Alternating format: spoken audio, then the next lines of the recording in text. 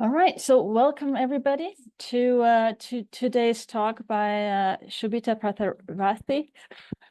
Did practice it, my apologies, Shobita there.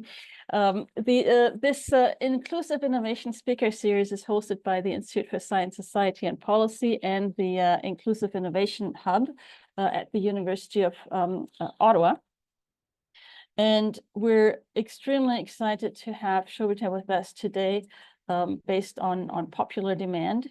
And Shobita, we're really grateful that you accepted the invitation and joined us today here. I'm seeing here the participants here today on the call. I know a lot of you actually know a little bit about the ISSP. I do see some new names more than faces here as well. So let me give you a very quick introduction to the ISSP. And one thing we always do as we start events at the University of Ottawa, we acknowledge the Indigenous people. And at the University of Ottawa, we are asked to do this with an Indigenous affirmation that's basically developed in the spirit of how people have been welcoming each other back in the day. Basically opening with words of acknowledging the people who live in this area and the relations they have, and with the plans in the world and the location here. At the University of Ottawa, it's a little bit different from other universities where they do Indigenous land acknowledgements. We are actually asked to read the Indigenous affirmation as it is, instead of kind of changing the words on it. So I'm going to be doing that. And you have it here on the screen in French and in English and in Anishinaabemowin. I'll be reading it in Anishinaabemowin for us today. Manajiananik omawinini Anishinabeg ogog ka nagadawabadajik iyoaki ekoweshkat. Akonongom egawikat ki megwewach.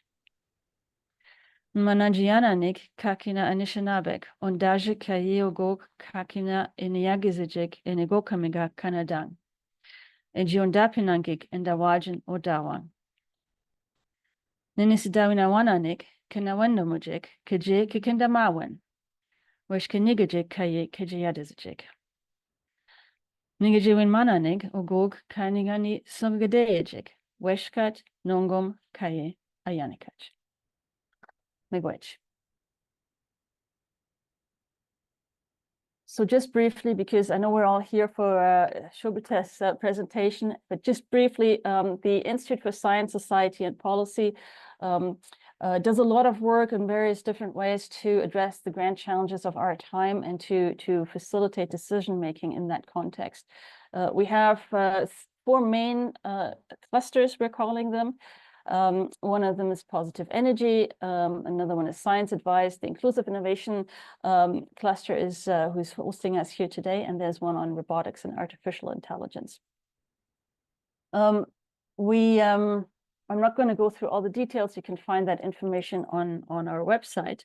But we invite speakers on inclusive innovation, like Dr. Parthasarathy today. And we're also building out a community of practice. So those of you on the call today, or if you're listening to this later, please do see if you want to join us. We're calling our community of practice confluences, and you're welcome to join here. You're also welcome to join the Inclusive Innovation Hub at i2hub.ca, where we're building a more practice and public-oriented community of practice as well.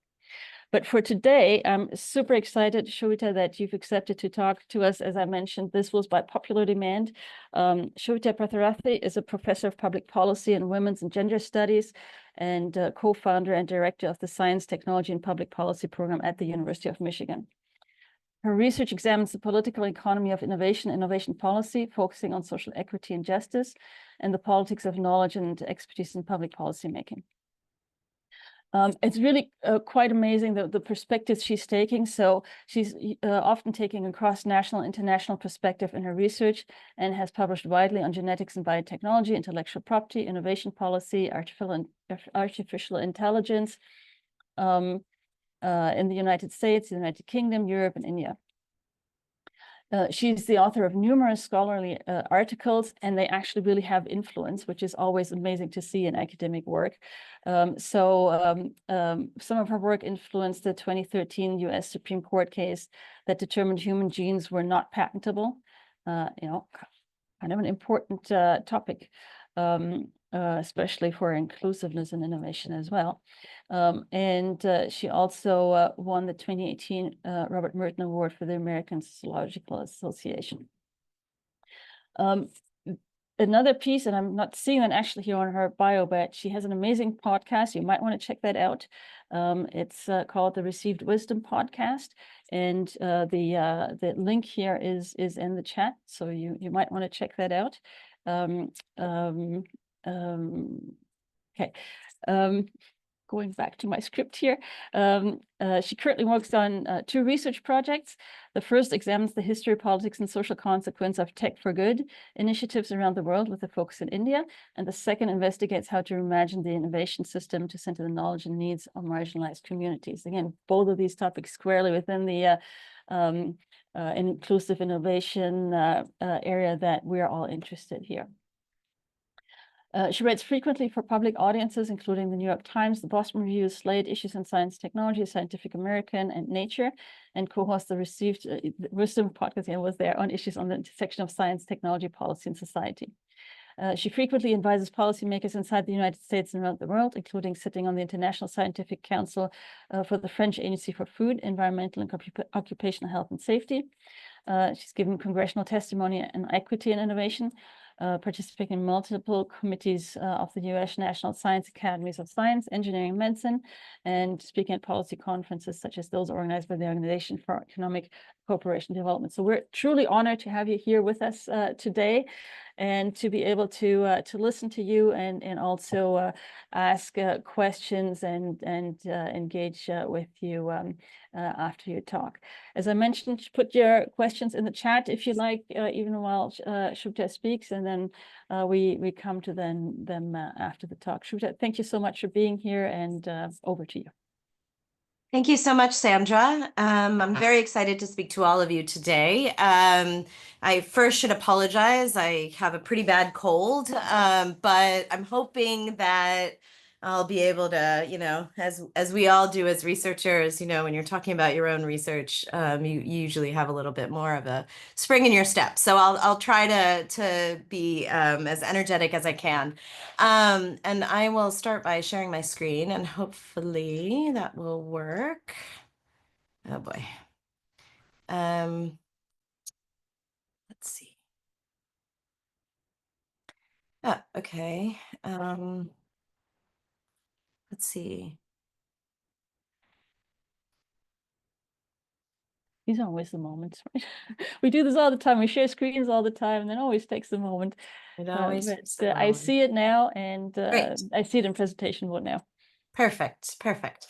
All right. Well, as Sandra said, I'm going to be talking to you today about essentially the politics of inclusive innovation. I know that that's the title of this research cluster, and I think I'm talking about inclusive innovation perhaps more technically as a policy concept, but one of the things I'm interested in actually is sort of how this policy concept has emerged and really traveled around the world. And I'm going to be focusing on it in India for a couple of reasons. One is that India has played quite a significant role in shaping what inclusive innovation means, but also that in many ways, it's been sort of an early adopter of inclusive innovation. And so I wanted to look at it there. And finally, India has a very long and complicated and interesting history of involvement in tech for good initiatives. So I think that's useful as well. More generally, just, as Sandra said, I've been studying politics of innovation and innovation policy and the relationship between social equity and justice on the one hand and innovation on the other hand for my entire career, frankly. And I think after getting a little bit disillusioned by a lot of the sort of, high tech du jour, today, of course, it's AI, I wanted to look more closely and critically at tech for good initiatives and see, what are the opportunities to do a better job in developing tech for good. And that's kind of what led me to this project in the first place. Um, so what is this concept of inclusive innovation that I'm talking about here? So the idea of inclusive innovation emerged initially in the late 1990s. And it's interesting because at the time, it was an idea that really emerged around the excitement of the internet, the tech revolution, this idea that tech was so transformative. It was transforming the West. Why not the rest? Essentially, I think today, when we talk about inclusive innovation, there's a little bit more, sort of as the concept evolved, a lot of international organizations in particular began to say, it's not just about the potential of tech, it's that actually tech, I mean, it's interesting, there's sort of a cognitive dissonance here, that tech can actually create inequality, right? And it's also causing, ruptures in public trust. And so, perhaps we need to think differently about tech. We need to be more inclusive in our approach, and that can actually solve the problem. If more people benefit, then perhaps we won't see these extreme disparities socioeconomically and problems politically. The other thing that happened in the 1990s was a book that some of you may have heard of, or at least a concept, The Fortune at the Bottom of the Pyramid. And that was a book published by my colleague at University of Michigan, C.K. Prahalad, someone from, the Indian diaspora who grew up in India. And he was a business school professor. And he and his colleague, Stuart Hart, also at University of Michigan, came up, sort of were, advising multinational companies, and they were also very concerned about questions of poverty and inequality. And they said, listen, the problem is that multinational corporations do not see the people at the bottom of the pyramid as being potential customers, right? They don't, and if they only did, then the companies would expand their markets and people would benefit. They would be benefiting by access to the technologies and the benefits that the technologies could provide. So for example, if you could design a technology, like the iconic example is the individually packaged shampoo sachet that's sold in a market that might be from a big multinational company, but if you can make yourself clean, then you might be more presentable, you might be able to get a better job, that'll improve your lot in the long run. And that, linked to cleanliness, we'll get back to in a second. So that's one of the pillars, in addition to the kind of tech industry pillar. Another is a professor in India by the name of Anil Gupta, who is at the Institute of Management in Ahmedabad. For those of you who know the global business school landscape, IIM Ahmedabad is a particularly prestigious university in India.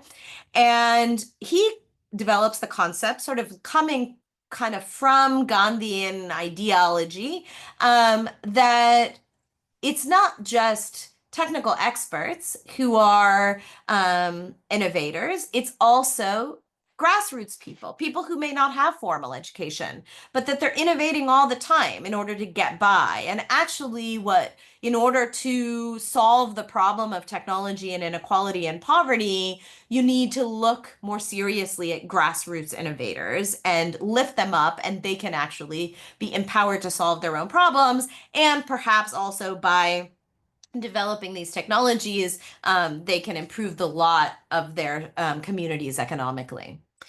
So there's sort of a mix of ideas of this inclusive innovation, and throughout, really in the late 1990s into the 2000s, a number of international organizations begin to develop programs. So you have USAID creating, it sort of changes over time, but it's called the Global Development Lab, Development Innovation Ventures. World Bank creates a program, UNICEF creates a program, the Gates Foundation emerges. is, and their focus, like their entire focus really is on inclusive innovation.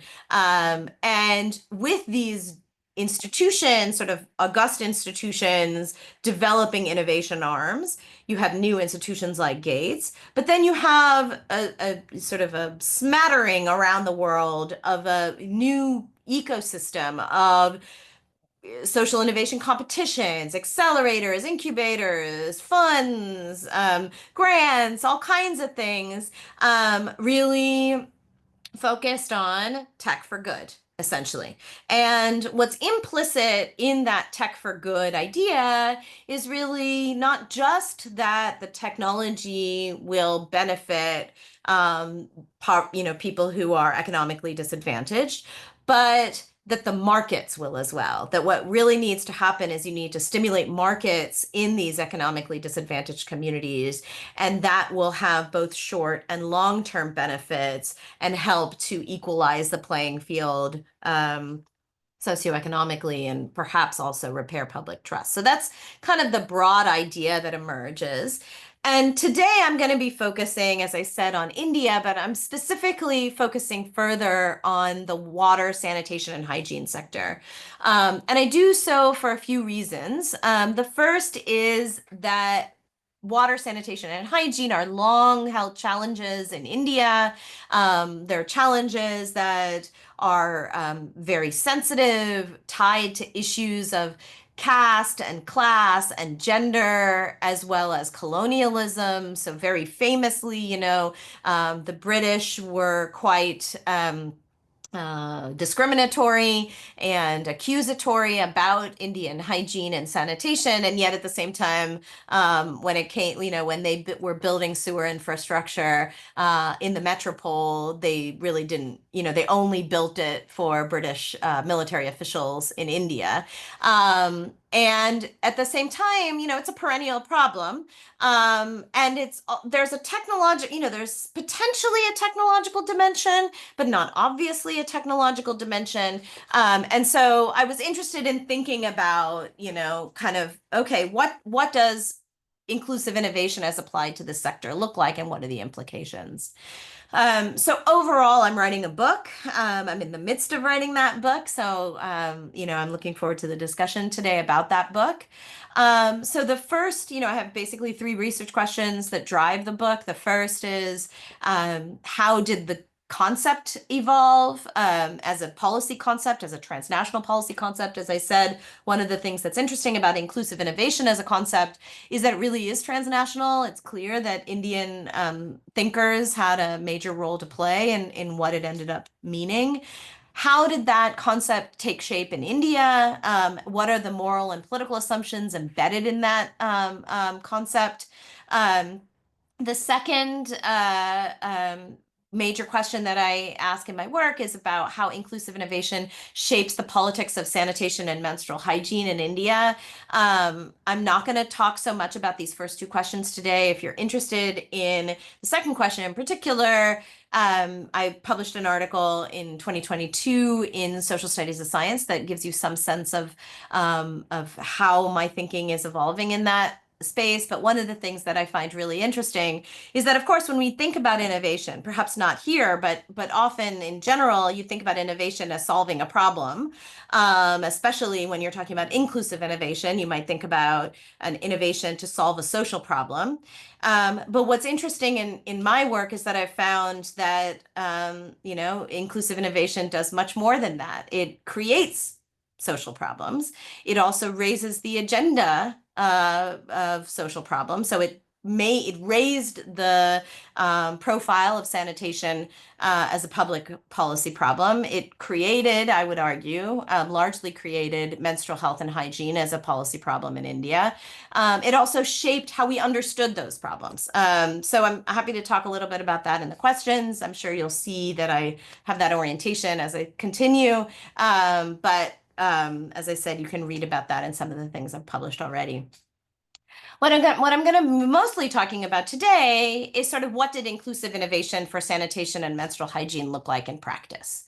What did the ecosystem look like? What kinds of technologies were built? What were the implications of those technologies? What kinds of moral and social orderings did they enforce, especially when we think about this as a mode of trying to enhance equity and justice? To what extent is it successful in that endeavor? And just a moment to say that I do qualitative interpretive social science. And so that means that I do interviews, document and historical analysis, some ethnographic observation. I've analyzed, I'm analyzing the institutions that are involved, as well as interviewing, for example, entrepreneurs that were doing the sanitation and menstrual hygiene innovation, NGOs involved in this space, government officials, as well as frontline trainers and workers, and then looked more broadly at government reports and sort of the historical context of the concept, of his sanitation and menstrual hygiene, and then more specifically, inclusive innovation for sanitation and menstrual hygiene. And then, as I said, I've done some ethnographic observation, sort of looking at this in practice. What are the kinds of worlds that get created when you have a smart toilet, for example, or the availability of compostable sanitary pads? As I said, sanitation in many ways has a very long history in India. It's a problem that, was identified before independence, but it's a varied problem. So, part of it is a problem of colonialism in the sense that, as Western countries were developing sewer infrastructure, India didn't develop sewer infrastructure, but then once it became independent, a lot of international organizations shooed leaders away from developing sewer infrastructure because they said it was too expensive and it didn't make sense. But it's not just an infrastructure problem. It's also about social practices and diversity in the country and rural places where, there are communities and villages where they say, toilets don't really make sense in our context for various reasons, and it's more natural to defecate outside and to let the sun dry it out, and then it becomes manure, right? So, but it's been understood as a problem, as I said, for the British, who sort of saw Indians as unhygienic and unsanitary and unclean, but it was accepted also as a problem by Indian leaders at even after independence. And interestingly, at independence, it was kind of two problems. One was more people need to use toilets, open defecation is a problem. And then a second problem was, most of the toilets in rural areas in particular were dry latrines, and the lowest caste, the manual scavenging caste, did the labor of retrieving the shit and depositing it elsewhere. And, this was a problem for Gandhi. As you can imagine, these people who were the lowest class were treated extremely poorly and discriminated against. And so that was recognized as a problem. More recently, there have been questions about, what does modernity look like in India and how should women be treated? And women shouldn't have to leave the home in order to defecate. It's unsafe. And so that's come into the story as well.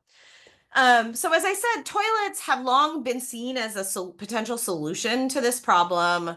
And in particular, toilets attached usually to a septic tank, or, you see an image here of a twin pit toilet, which was an innovation in the 1970s, where the idea was you would use one pit, you would fill the pit, and then you would switch where the excreta goes and then fill the second, and in that time the first one turns into compost that can then be reused somehow. So that's one of the first kind of grassroots innovations.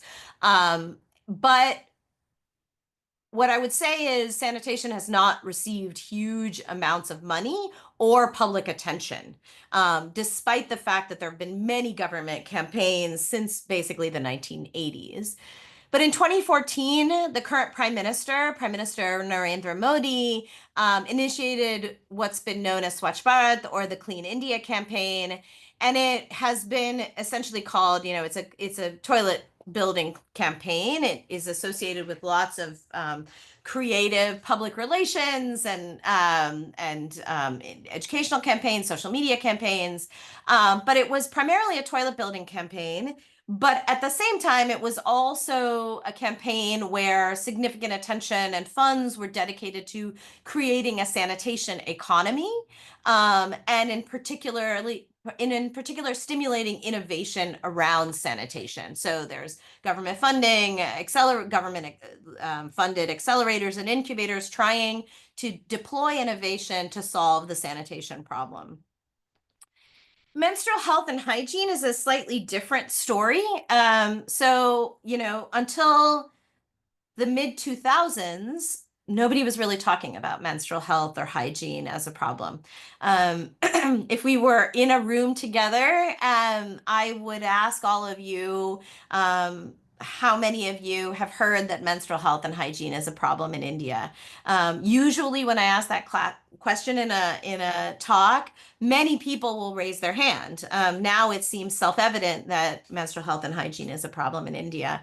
But that's within the last 2 decades that it's been recognized as a problem. And I mentioned my social studies and science article, and in my book I will talk much more about this. But really, what I argue is the main catalyst is a grassroots innovator by the name of Arunachalam Muruganathan. You can see him next to Bill Gates and also in a black tank top on your screen. So he's a South Indian man with less than a high school education. There is a Bollywood you can find out all about him. I'm not going to talk too much about him here, but he there's a Bollywood movie, Padman, if you want to get started in your Muruganathan education. But he devises machines that produce low-cost sanitary pads. And he does this in the early 2000s. And around this time, public health experts are also starting to raise health and educational concerns around menstrual health and hygiene, arguing that adolescent girls are not going to school because they are managing their periods and they're doing so inaccurately. They don't have access potentially to the correct management tools. But as I said, I argue in my work that it's really the idea that there is this clear, innovative, technical solution that really enables this issue to break through. By 2011, the Indian government is funding a scheme to provide low-cost disposable sanitary pads to adolescent girls across the country. And at the same time, it's not just that they have this new technology to create low-cost disposable sanitary pads, but that Muruganathan has created an infrastructure of machines that he can give to women's self-help groups at the local level, who can then become what they call micro entrepreneurs. So they're producing the sanitary pads, and often the government will, or an NGO will purchase them and then distribute them to adolescent girls nearby. And so in many ways, this is the perfect inclusive innovation, right? They're stimulating a market, they're stimulating labor, that's catalyzed by an innovation. And around this time, there's a study in 2011 that reports that only 12% of women use disposable sanitary pads in India. This turbocharges these efforts, and that's sort of how it has now become a massive effort, not just in India, frankly, but around the world. And, I'm really resisting not talking about all of the complexities and caveats here, but there are lots of questions about whether this is a problem, what kind of problem this is. But nevertheless, it is recognized. Menstrual health and hygiene are recognized as serious problems in India. So these are two ideas, two concerns that are emerging. They are linked to innovation in the early 2000s. By the mid 2000s, that's become clear. And as I said, you have not just inclusive innovation support organizations evolving generally, but you also have some that are explicitly focused on sanitation and menstrual hygiene. So the Gates Foundation creates something called the Reinvent the Toilet Fair in the early 2010s. And many argue that it is Gates who really inspires Modi to create the Swachh Bharat campaign. And there's also the Toilet Board Coalition, which engages Kimberly-Clark, Procter and Gamble, and other huge multinationals in the sanitation space to create essentially an accelerator to cultivate innovation. And you can see, their tagline here, right? And they use different language, but it's often, the best way to solve this humanitarian crisis is to turn it into an economic opportunity. So in that space, I found over 50 entrepreneurs across India who have been developing innovations in this space. Just to kind of give you a very broad overview of the ecosystem, most of them are male. They're coming from urban centers. They're linked to prestigious universities in India, the Indian Institutes of Technology that some of you may have known about. They're also mostly from India. And in fact, not only are they from India, most of them, not all, but most of them are from India and have stayed and grown up and, remained in India. They aren't necessarily part of the Indian diaspora. But I think it's worth noting that just because a lot of the critiques of Tech for Good initiatives historically have focused on Tech for Good as essentially neo-colonial interventions. And so it's interesting to think about this as at least complicating that. So this sort of ecosystem is focused on interventions that have a couple of criteria as sort of main viable criteria. So first and foremost, I would say they talk about aspirational solutions, and you'll see that language in some of the quotes that I have moving forward. So the argument essentially is, to go back to the toilet case, the problem is that the interventions are not sexy enough, to put it bluntly. If we had more sexy technologies, if we had sexier toilets, people would use them, right? And this quote you have here, it's dated to 2011, but, basically, right, they're saying, this is the director of the Gates Foundation's Water, Sanitation, and Hygiene program. He says, we want it to be the cell phone, the iPad, the Kindle of sanitation, and that will generate use.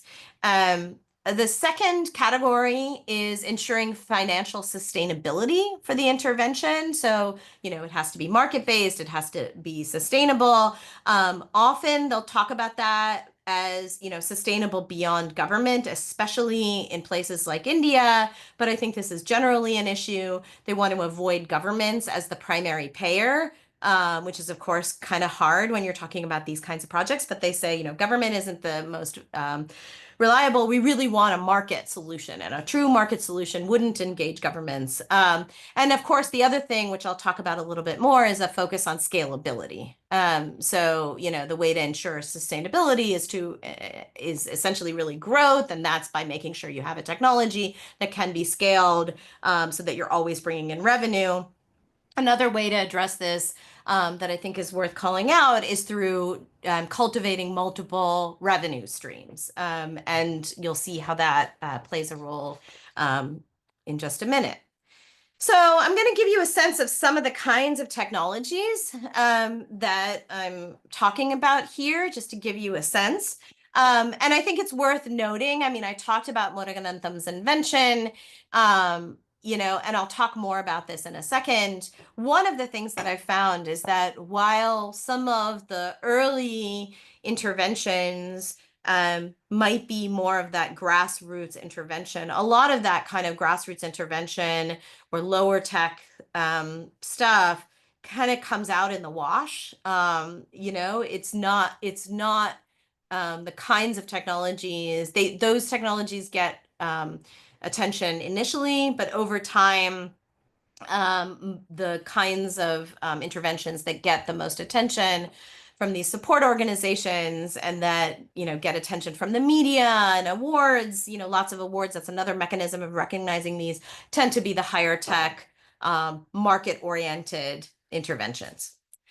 So the first technology that I'm going to talk about is robotic scavenging. So I mentioned manual scavenging as a problem in the sanitation space, that it's a longstanding problem that basically, the people who do the dirtiest work, even after you eliminate dry latrines, so you don't have, people carrying shit on their heads and in buckets, manual scavengers are the ones who are cleaning sewers in cities. They're cleaning septic tanks. They are cleaning toilets. Often people don't want to clean toilets because they say, no, that's not my job. Someone of a lower caste needs to do it. And so I want to kind of, take the next step and say, this is a social problem, right? The treatment of manual scavengers and the fact that not only are people not willing to engage in cleaning, many people are not willing to engage in cleaning and maintenance of toilets. They say it's not their problem. That's a social problem. With it comes systemic discrimination. Often these people the laborers who do this work don't have proper protective gear. They're exposed to very serious risks. Significant numbers drown. In fact, while Modi talks about Swachh Bharat and toilet construction as a way of actually reducing manual scavenging, Bezwada Wilson, who's the head of the main advocacy group, working on behalf of manual scavengers, has argued, and there have been demonstrations, public protests, that it's actually increased the number of deaths from manual scavenging, which makes sense, right? Because there's more sanitation infrastructure. So, in this new era of inclusive innovation, there have been multiple efforts to try to manage this problem technologically, using robots, automation, AI. So, for example, one is an AI-enabled scavenger that can go inside a sewer and find clogs. There's another, this is the image you see on the screen, where this idea is not of an entirely, is not a robotic system entirely. It's a human machine system where, the laborers who do this work have access to machines where they can more easily clean septic tanks. And the entrepreneurs who do this work always talk about how the technologies that they're building are empowering manual scavengers, right? That they are helping them by providing them technical solutions and essentially raising, saying that now they're doing this technical work, and because it's technical work, it will be, it will address the problem of discrimination and the low social status of these individuals.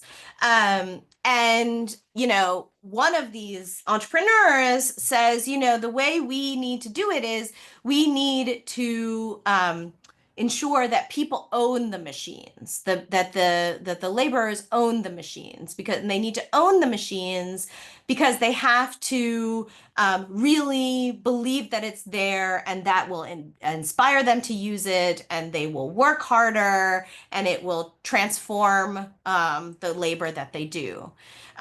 Interestingly, Bezwada Wilson's response is, wait, why are you asking us to buy the machine? You wouldn't charge us for your computer, to use a computer, if we worked in an office. So, why would you tell us to bring your machine and clean my shit? So why do we have to take those risks? What is this, right? And there's a lot to be said about kind of Bezwada's approach, which is to have a political solution, and he talks about unionization versus the technological solution that the entrepreneurs are offering.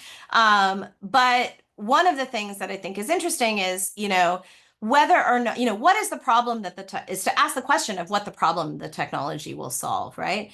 And I think maybe to my Western or hybrid Western Indian eyes, I was struck by one of the quotes from one of the robotic scavenging companies. And you see this kind of language very frequently. There's a lot of language of dignity through technology. There's a lot of language in my interviews from respondents who talk about how, in order to manage their lives, these manual scavengers become alcoholics. They sink into, this is actually a quote from a website, but the interviews echo this, they sink in depravity and social disability, and they have very low wage expectancy. And the way we can address this is through technology. But, the perennial question for me is the problem a technological problem, or is it a social problem?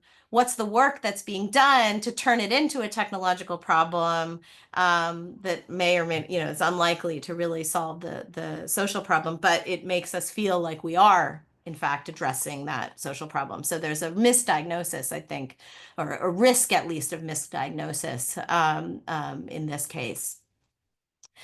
A second case that, or a second type of innovation that we see a lot of are smart toilets. Now, I mentioned the Gates Foundation's Reinvent the Toilet Fair.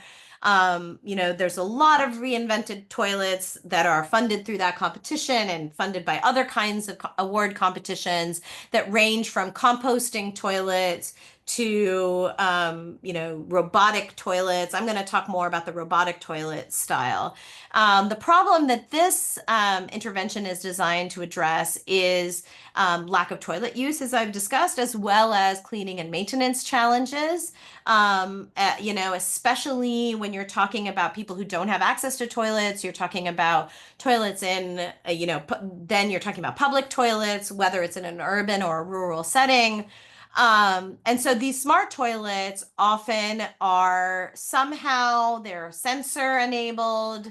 They might be, they might collect certain kinds of data. In some cases, they might be AI enabled. They have automated flushing, cleaning, water. They're collecting data, or at least they have capacity to collect data to eventually potentially power epidemic surveillance or AI. They might have other kinds of environmental smart dimensions, like, for example, being solar powered. But the idea is, right, to create this kind of aspirational solutions. In practice, however, right, so all of this is getting funded and promoted as an idea that it's going to stimulate toilet use. But in practice, most of these technologies have been deployed in urban areas because, of course, a lot of what I've just talked about in terms of the smartness requires certain kinds of utilities that you can't easily get in rural areas, right? So not surprisingly, they're mostly deployed in urban areas. The other problem is that, governments tend to be the primary buyers, even in urban areas. Governments might purchase public toilets to make them available in certain settings, but governments are unreliable. So in one case, for example, of a company, the way they tried to set up their revenue systems was they said, and this is about getting multiple revenue streams, they said, okay, we'll site the toilet, and then the government should pay us a maintenance fee so that we continue to make sure that it's working, the technology is working, and we'll send people out to ensure that people are working, and we'll have people who get the data and know when to go to fix a problem, etc. But the problem is that the governments don't want to pay for the maintenance, and so in many cases you have toilets that are vandalized, that no longer work, that essentially become eyesores, and sort of significant changes to the built infrastructure. It's not always easy to remove these things, but that have that are no longer usable, and so as a result of this, both entrepreneurs and the entities that are supporting them said, okay, we need to make sure then that we are figuring out a different value proposition. So either these smart toilets are being cited in business settings or in tourist settings, or there are user fees. Those user fee, then they'll add bells and whistles like showers or lockers. And for all of that, there are more usage fees. But the more there are usage fees, the less likely they are to be appropriate for the communities that supposedly inspired the development of the technology in the first place.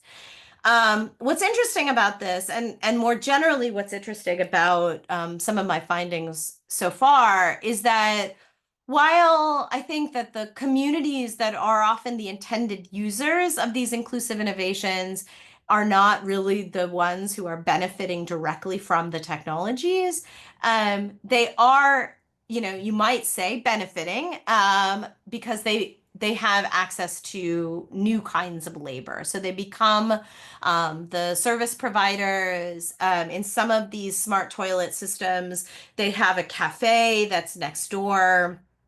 So you pay to use the toilet, but then you get some sort of voucher that you can use at the restaurant next door, and someone from a more disadvantaged community works in the cafe. So there are these additional labor opportunities, and of course they're sort of becoming part of this new moral order, right, around new forms of both innovation and sanitation. Finally, I'll talk about the sort of sanitary pad situation. So I mentioned Muruganantham's sanitary pad innovation, and in some ways, it's Muruganantham's pad that kind of brought me into at least the sanitation and menstrual hygiene, health and hygiene sector. And as I said, by the early 2010s, it had become sort of conventional wisdom that there was this problem. The problem is that adolescent girls in particular don't know enough about menstruation, and that both adolescent girls and women have inadequate access to management tools. So in India, like in much of the world, historically, girls and women have used cloth to absorb menstrual blood. Poorer women have used wood pulp or other mechanisms, absorbent mechanisms, to absorb the menstrual blood. The Nielsen survey, as well as other studies, have said, okay, well, all of those things, including cloth mechanisms, are not adequate, and we can't really trust the users of these cloth. Even if they use cloth, cloth pieces, recycled cloth pieces from old garments, for example. We can't trust them to clean and dry them properly. So what we really need is modern synthetic tools. And so Muruganantham's is one that shows, okay, look, there's a proof of concept here, that works. But it turns out, Muruganantham's pads are not very good. They're pretty poor quality. There's also a problem because now you have a bunch of disposable sanitary pads in the system. How are you going to manage them? Initially, the Indian government says, oh, we're going to provide incinerators at schools, but that creates a new kind of problem around pollution, air pollution, right? So this is the cluster of challenges that inclusive innovators are trying to solve. And so you have people trying to develop better incinerators, recycling programs, compostable and biodegradable pads. There are also now, in my most recent research trip, generative AI apps to provide better information to adolescent girls about sexual and reproductive health, better pad making machines, and as I said, as in the previous cases, there's a focus on providing labor opportunities for these economically disadvantaged communities, but there's also a recognition that the Muruganantham model maybe doesn't work so well. Not only is the technology not so great, but they can't. And here we get back to the scalability issue. You can't make enough pads at scale to address the real need. And you can't do it probably, and then there's the question of, can you do it in a way, can you offer it at a price that is really going to ensure that it's high quality.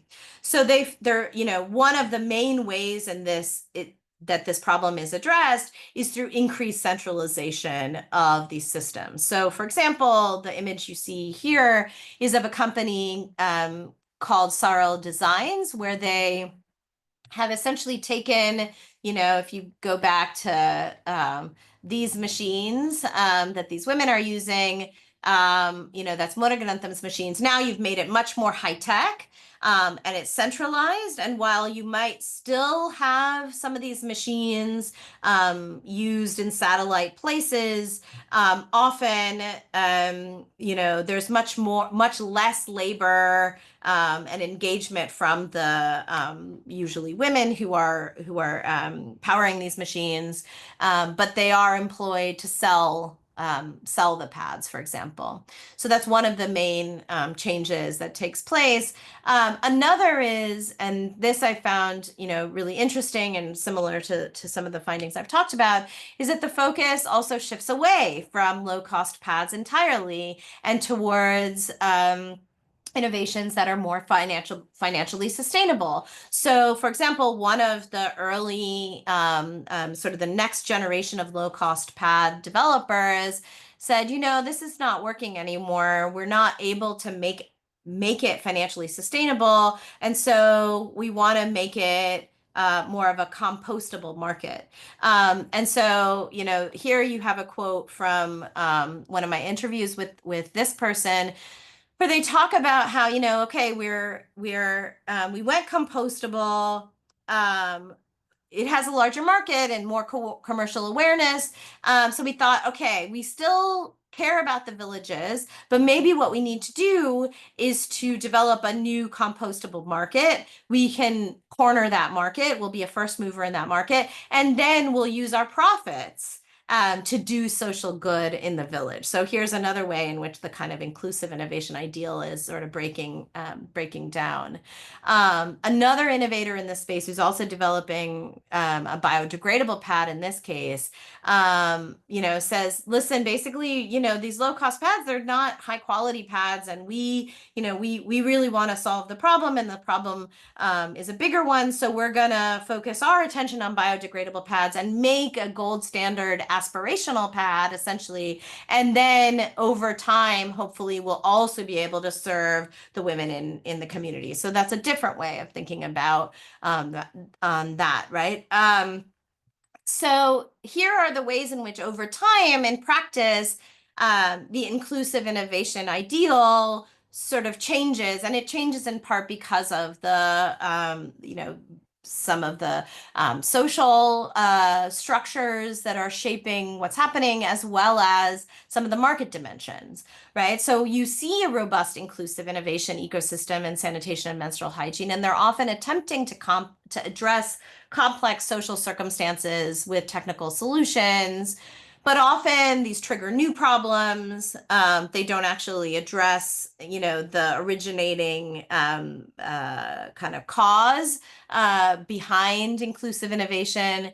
I think it's worth noting that there's usually no community engagement in design or development, and perhaps most importantly in agenda setting and determining where you're going to innovate. As I've suggested, the market approach ends up shifting the focus to consumers that are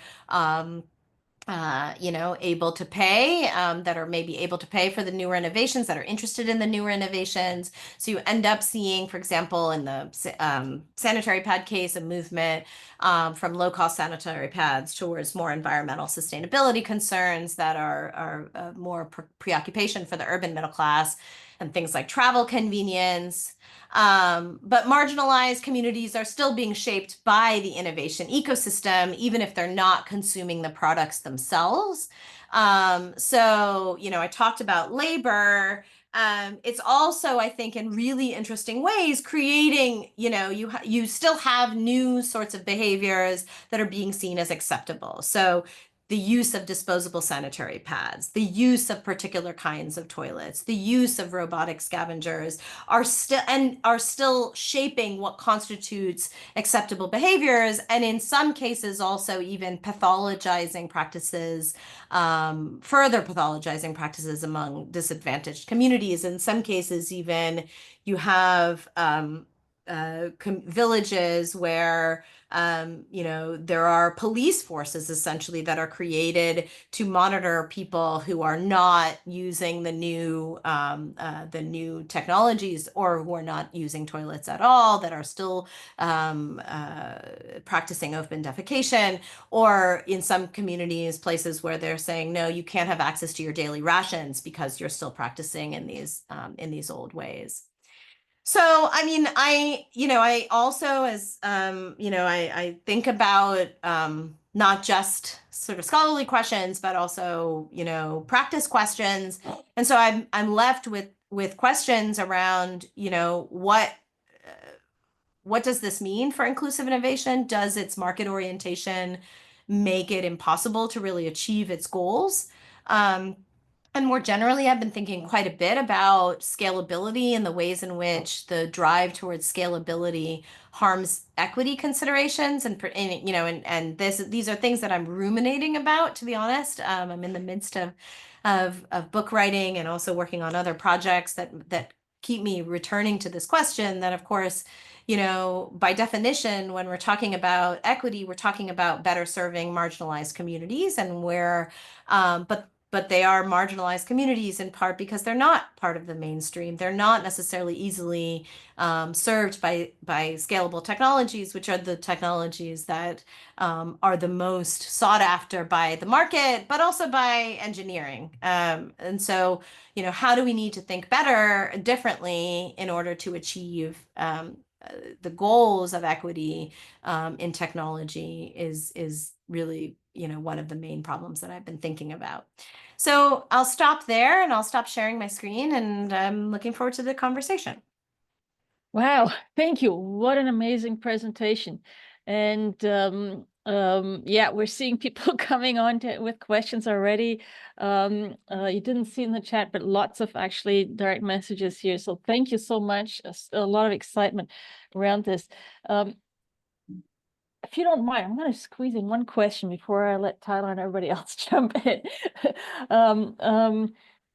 You raised so many points, and I really appreciate it. And I just wanted to really appreciate also the use of language in your presentation. I think you addressed kind of like the social and the technological side. You brought that together, and I thought it was really clever how you used language, for example, menstrual management tools. That kind of shifts and reframes what you're talking about there already.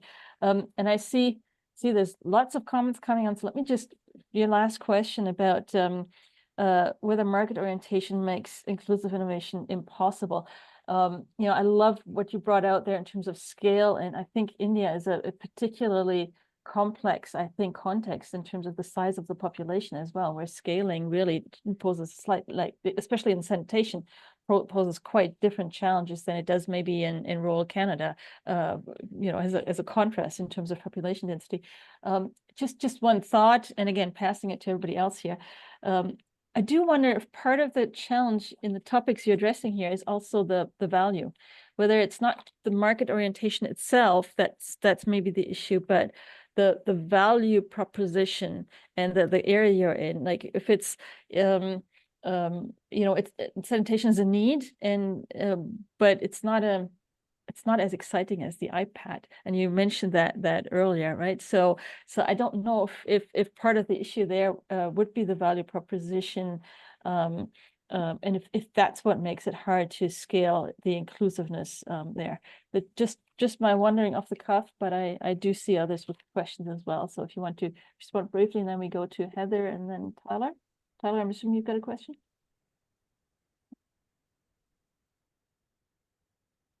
Shobita, did you want to respond? Yeah, quickly? I mean, I think, well, I guess thank you for that question. I mean, so there's a couple things I'll just say briefly. One is, of course, when you talk about scalability, there's a couple of ways to think about it. One is that a lot of these institutions and organizations that are involved in inclusive innovation are thinking about infinite scalability, right? What they want is a killer app that's going to be as interesting to rural Canadians as it is to Indians.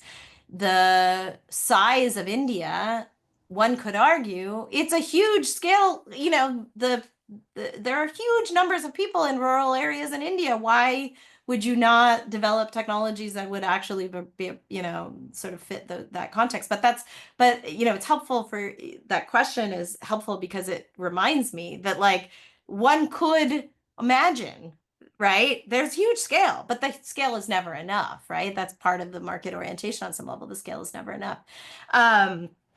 The other thing I would say is, in terms of the value proposition, it's interesting because I think that's another way of thinking about the equity dimension, right? And I have been in other work kind of trying to disaggregate equity in all sorts of ways. And one of the ways in which I think about equity is in terms of what I call topical and procedural equity, in essence, agenda setting, right? So is it really equitable if you're telling these populations, hey, the way the way you're living is fundamentally wrong, and you're engaged in a variety of practices, social and technological, to enforce a particular code of conduct, right? I mean, there's nothing, the interesting thing is that after, there's something hilarious to me in reading all this historical documents that like, everybody's like, every 5 years, they're like, no, I have the solution. And then you get to the point where the Gates Foundation, and you're like, that is clearly nuts. But all of the previous ones are also kind of clearly nuts. And it's partially that they're clearly nuts because these are populations where they have a logic, right? They have a set of practices, a set of systems that work, and it doesn't matter if it's the shiniest object in the world, it doesn't fit, and so it's never going to work. But there's something interesting about the fact that we keep thinking if we just keep going back at it with a shinier and shinier object, that it's somehow, so the interesting way in which it's not just Gates, right? Because the idea travels, but all of these people say, oh, actually, before you were stimulating demand, but you were too mean to the villagers. And now instead of the stick method, we're using the carrot method, right? But the fundamental problem is the same. Thank you. And Heather, Thank you so much for that talk, Shobita. It was wonderful to hear about these cases and your work on this, and I can't wait for the book to come out. I was wondering if one of the general lessons that you saw from this kind of work, because it was really surprising to me that the folks working on sanitation were like, we don't want to deal with the government. Sorry about the dog. Because sanitation is such a public good. It's like one of the classic public goods. And you would think the government would be the main client for thinking about sanitation issues. And conversely, in cases of, no, I'm not going to eat the dog. Conversely, in cases of sanitary pads, you would think that the communities who would be using these pads would be the main client. So I'm wondering why inclusive innovation is avoiding government and avoiding community engagement in deciding what the agenda is. That's such a great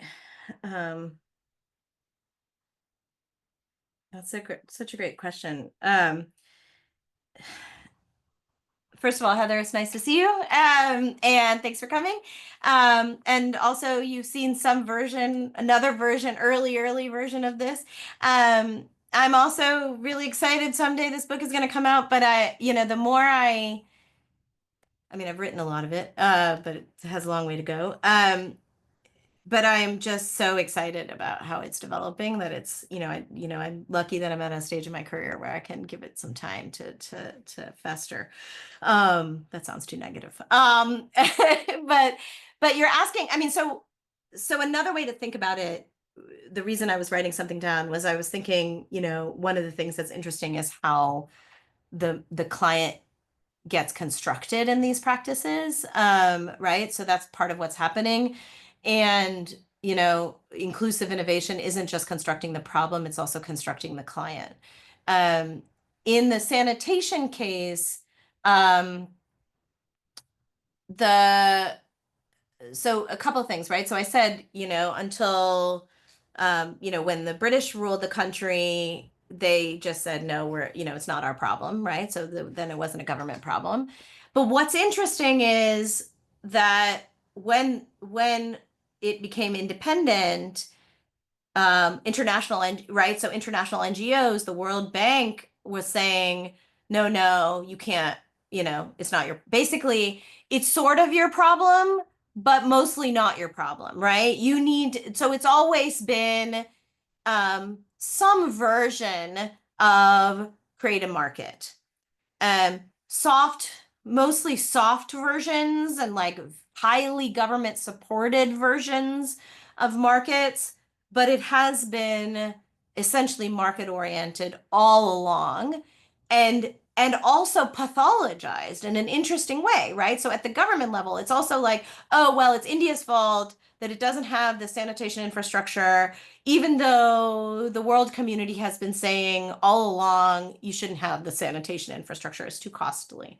And so one of the things that's interesting now that what you were asking was making me think about is how it's sort of flipped. And this is the part that I'm working on right now. And it makes me also think about like, because as I said, another part of me is thinking about like AI in the US, and the STPP program just published something about AI use by local governments. And I'm thinking about how in the Indian context, what happens is basically, the inclusive innovation ecosystem, to put it quickly, convinces government to say, okay, we are going to create a new category called the aspirational public toilet. That is the smart toilet, right? So the government becomes a buyer and it essentially validates a particular kind of inclusive innovation, but they are seen as unreliable, right? So it is another way of saying, we don't want the government involved in this. We really want to, and that's part of international development over the last few decades, which is privatize, privatize, privatize. This is another way to privatize public services. And on the menstrual hygiene end, it's a different dynamic. There it's, well, these women don't really know, right? They don't know what's good for them. And they talk about community engagement, but it's fascinating. And I talk about this a lot in the Social Studies of Science article. The way they do that community engagement is so tightly circumscribed. There is a clear moral code, which is a certain set of practices are appropriate practices. And we're going to assess that. We're going to assess our survey responses against that code, which means that always, they're always going to be less than, complete use of synthetic products. Okay, there's a problem, right? So there it's also very interesting.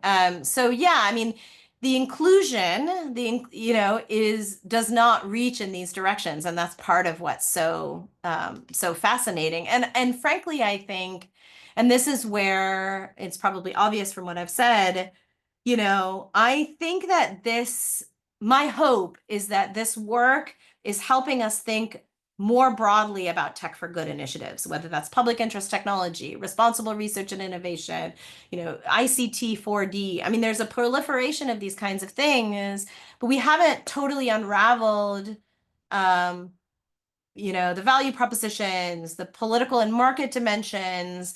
And I think in order to ensure that those things are successful, we need to do a better job of that. And that's what I'm hoping this will eventually be. Amazing. Thank you. Thank you for the question and the discussion here. And before we create an international incident here, this was the eat the dog comment was perhaps a little bit over the top there. It's our okay, we're good.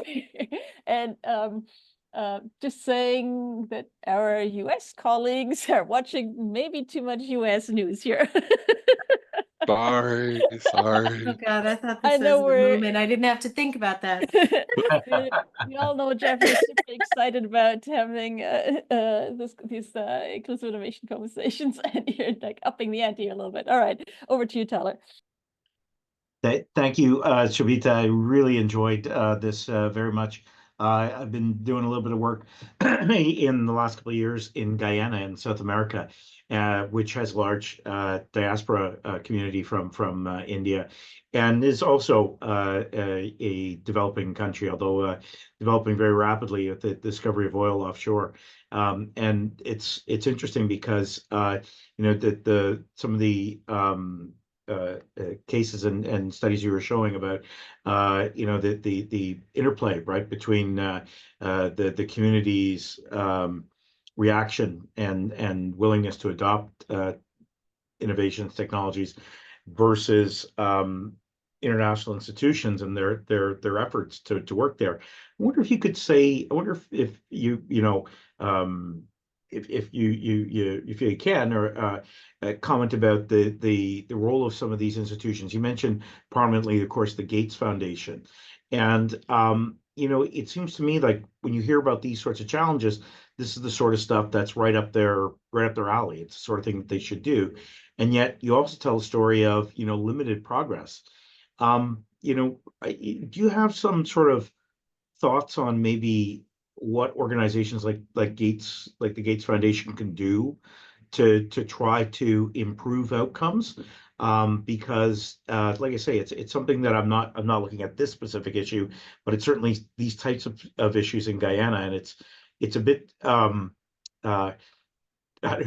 concerning, you know, when even an organization the size of Gates, right, nothing's as big as that, struggles to get this to happen over an extended period of time. Thanks so much. Yeah, sure. Yeah, that's such a great question. I mean, Gates might be the hardest sell of them all in some ways. I think what Gates has demonstrated is that it truly believes in the transformative power of technology and technology alone. And when you start from that place, I think it's very difficult for it to be successful. Because I think what you really need is humility. I mean, to be very blunt about it, right? You need humility and you need understanding and empathy. And that's just not where they're coming from. And they're not coming from a place where they're recognizing that they have to take the social system seriously. Yeah. So it's not just Gates. You know, there are many institutions involved, but by and large, those institutions tend to assume that the society is more malleable than the technology. Yeah. And that's the game, right? In fact, what you need, I mean, so ideally what you need is to start where the community is. What is it actually that they are worried about? Yeah. What kinds of interventions do they need? I will never forget, I don't have it in this presentation, but I went to you know, so thanks to this Swachh Bharat initiative, there was like as I said, like a huge toilet building campaign. In one village, there was one house, right? So the village didn't have any toilets except for one house that had 3 toilets. Yeah. And I'm pretty sure none of them were being used as toilets. You know, and the 3rd toilet was constructed by University of Michigan's, like, you know, student tech for good, like, initiative, right? And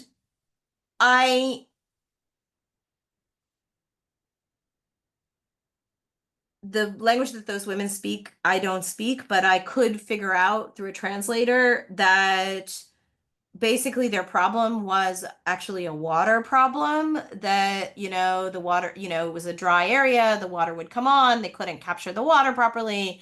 Like, they didn't really care about the toilets. They were confused why this one family got all the toilets. You know, like, why are people talking about this? That's not, you know, so that's one way of you know, just thinking about it. And Heather asked about classified files. Yeah, basically became a storage, you know, the most of these toilets were storage units. They were like, oh, it's so clean, why would we shit in there? Like, we you know, it's storage. You know, there were no chandeliers, but you know, it's another US political joke. But so that's what I would say. So that's one way of thinking about it. The second is that um that I also think it's important to remember, and that, you know, I talked about how most of the entrepreneurs are Indian. There are a lot of Indian organizations. I'm sure in the Guyanese case, there are lots of Guyanese organizations that are also, you know, they're totally on board. And in this case, I think, you know, India, as I said, Indian thinkers, Indian organizations have had such a role in shaping the global concept that they are really on board. But what's interesting is that as they've gone on board, they've gotten further and further away from a lot of like the grassroots concepts and more oriented towards the market concepts. And I think the more you're oriented towards the market, that's not totally true. You know, I think it's a combination of like, you know, expert ideas around public health and market ideology. And the reason that Gates is the, you know, hardest case is because it's a collision of both, right? Most of the inclusive innovation, like most of the accelerators, they don't really care that much about public health. They care about what's gonna like make money and appear to be a social good. And so they're like, well, you know, we just want to make sure that we're developing a technology that people are going to, you know, buy. And they've moved away from that idea. So just say something real quick back is that, you know, it does seem like it's a translation problem. Like there are still problems in communicating between these different approaches. I remember a presentation, you know, a number of years back here, but by, you know, a person talking about climate challenge, right? Obviously different than that, but a person coming with a technology background, the technology side of things. And they were just so convinced that this is solved. Everything's solved. The technology's there, so it's solved. Yeah. And, you know, it was, I remember at the time thinking, well, I hope you're right. And, you know, years have gone on, and it's not, because it's the social side that is the real barrier and the challenge. I mean, there are technological issues too, but it's that these two sides, you know, one side has the community and has their voice. They maybe don't have the technology. The other side has the technology, but they don't have the community side. And it seems so hard to make that.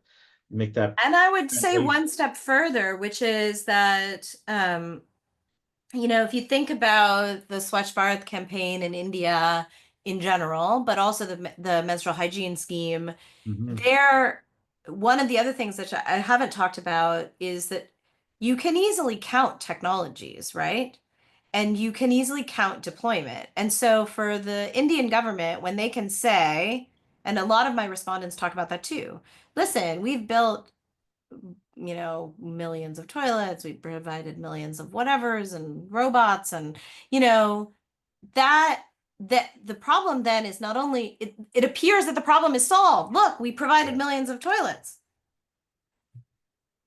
you know, and there's no follow-up to see whether the toilets are being used as toilets, for example.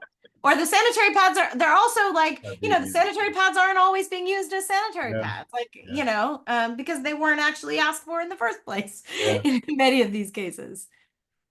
Absolutely. Thank you very much. Thank you. Thank you. We've got another question. Ruth, did you want to ask the question yourself? Shall I read it? Guess it's a question here is Ruth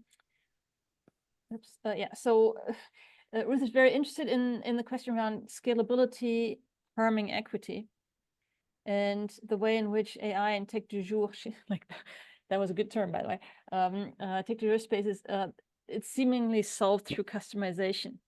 But then there's concerns around that as well. Can you maybe elaborate a little bit on that? Yeah, I mean, well, I honestly, it's something that I'm trying to figure out. I'm trying to think through. There is, I mean, one way to think about the AI, at least the generative AI space, is that, oh, look, there's infinite customization, but what are the other dimensions of equity? What are the dimensions of equity that get harmed in the process of producing the bespoke interventions? That's one way of thinking about it, right? Because there's then, the more bespoke it is, the more data privacy questions arise, right? That's one way of thinking about it.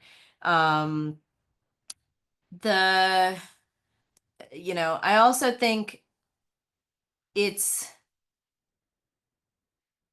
I don't think we've really thought through what it means to produce technologies that are not hyperscalable, because even in the generative AI case, they're still based on, and there's so much we don't know because it's totally black boxed, but I mean, and often at least the developers say it's also black box to them, but maybe some of the apps are supposed to tweak on top of the large language model, but the large language model may or may not be built in a way that's actually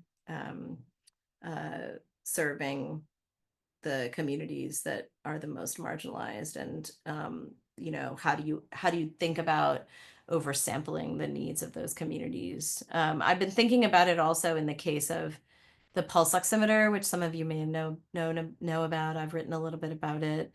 And the pulse oximeter as being this technology that as many of you know, was really important in the pandemic.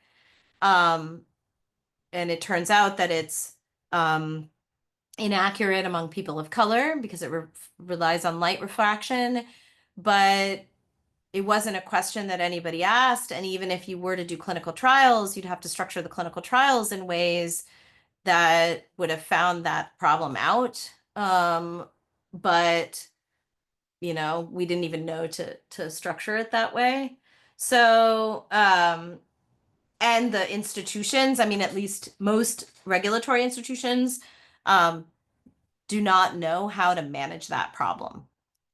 And so, because it doesn't come out as a physical risk problem. So, these are the things I mean, I would love ideas and sort of, help in thinking through it, because it's something I'm wrestling with.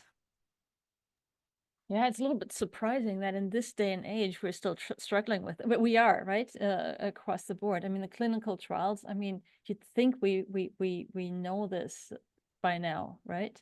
And there are protocols. It's just how do we scale? Like, how do we disseminate and scale those practices then as well? Yeah, I mean, is there a way? I mean, and it is an interesting thing. Can you think about a way to create a technology without having scalability as the goal, but rather impact as the goal, for example? Like, and what kinds of infrastructure would you need? You'd need completely different infrastructure. I think we don't think about, maybe another way to think about it is we don't think about the fact that so much of our infrastructure from our education. I had a computer science student in here this morning who was talking about how, like, all of the things that she learns are all about, expediency, efficiency, scalability, right? So you would have to completely transform not just regulatory institutions, but education to accommodate a different way of thinking about my wondering around that is whether we don't need to innovate the business models a lot, because like, it looks to me like, sanitation is probably one area. Another area is probably heating. So solar thermal rather than solar photovoltaic, whatever. And there's so many really kind of low tech, if you will, relatively easy solutions, that I think the issue in terms of scaling in that sense is that if we're thinking of large companies scaling it, the profit margins have to be so high for large companies to be able to do that. Yet at the same time, if it was done on a local basis, it seems to me that there would be really good business models to be had for local people to have a really good living running these kinds of businesses. So how do we on the one hand disseminate and scale the adoption without necessarily perhaps scaling the companies themselves? I think I don't know, I'm hoping there's a space there for us to learn and figure that out, because that might be part of the solution. Right. We might learn best practices. I mean, I often think like maybe you think about scalability of process and not of intervention, right? You know, and that's a different way. As you were talking, I was thinking about, you know, Langdon Winter's iconic article, and thinking about, you know, he talks about politics, but maybe we, you know, we don't talk enough about how, you know, it presumes certain kinds of market orders. And, you know, one of the things that's happened too, that's, you know, why does it always have to be, as I was saying, why does it always have to be infinite scale as the goal, right? I mean, that's about the contemporary moment of private equity, really. Yeah, that's right. It's about insatiable thirst, Yeah. which is another, you know, way of thinking about this problem. Especially when some of these solutions could probably be local. Like, you know, the water issue is going to be an issue in certain locations, not in others. So you might have different solutions for that. You know, maybe one other wondering I had in terms of that scaling business model, like the Aravind case, you know, with the eye clinic. I'm not sure if you're like there's an eye clinic that for cataract surgery. Oh yeah, the Aravind, Yeah, and part of their business model, I think, was to provide free services for people who cannot afford them, and then, you know, kind of cost recovery kind of for people who can just barely kind of and then having a super luxury version that, you know, then pays for the delivery to those folks who cannot afford it. So I'm wondering, I mean, I'm not sure I do super luxury toilets. So I'm not sure, but like, you know, those kinds of business models sometimes do allow for a bit of scale in a different way. Yeah. Interesting. There's another comment here. Thinking about scale as not equated with impact or equalization, or quite frankly, access is useful. Also, the limits of scale from a geographic perspective. Okay, Ruth, I'm not entirely following your comment there. Thinking about scale is not equated with impact or equalization. Okay, if you want to clarify, text at me. But I think we had really good comments and questions here. Shobita, people, I really appreciate your talk and the positive feedback I'm getting here. I know not everybody's posting it publicly. I know I will be taking much away from this conversation. And I really appreciate your challenge to us to think, you know, both about the social and the technological side, and then, like, you know, this question about scale. I mean, there's something in this that I think does need to be figured out. So thank you so much. I don't know if you have some last comments that you would. No, thank you so much for giving me the opportunity to talk about this, and hopefully you'll see a book soon enough. Yes, thank you for letting me this group here be part of that process, and including us in your conversation there. Really appreciate you joining us and sharing your wonderful insights and challenges for us to think about. Really appreciate it, and yeah. Look forward to seeing your book when it comes out, and remember the podcast, everybody. Go check that out. It really is very good. So do go back to that. Thank you, Shobita, and thank you. Thank you, everybody, for being here. We appreciate you as always, and we will see you for the next talk that you'll see on inclusive innovation, the ituhub.ca website. Thank you, Shobita. Really appreciate it, and hope to see you again soon. See you soon. Take care. Thanks, everyone. Bye. Bye.